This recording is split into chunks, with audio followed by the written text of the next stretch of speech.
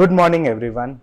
We all know many infectious diseases throughout our lifetime, but the one disease that has been with us throughout the ages has been TB.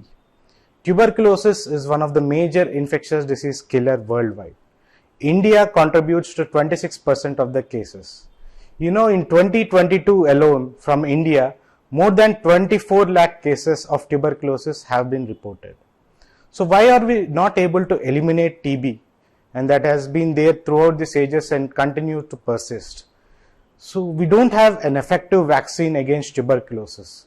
And also TB is caused by quite an infectious bacteria that is quite resistant in the environment and is able to spread in crowded areas like in India.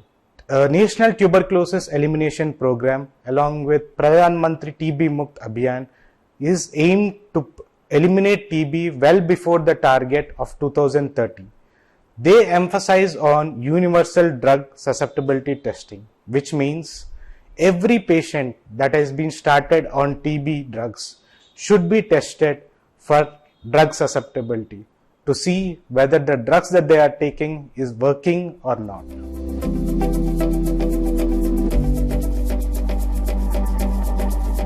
What is latent tuberculosis? So in our quest to eliminate TB from the world, we should also address the problem of latent TB infection. So almost 1/3 of the world population is affected by tuberculosis bacilli, but less than 10% of them go on to develop the disease in their lifetime. So there are some risk factors that are present that predispose them to develop the TB disease. So with advanced diagnostics, we should be able to find out in whom this is happening and treat the TB infection early so that we can prevent the further community transmission from these patients.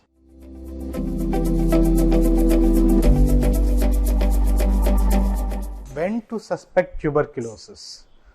Symptomatic patients with tuberculosis can present with fever, especially evening rise of temperatures, loss of weight and loss of appetite.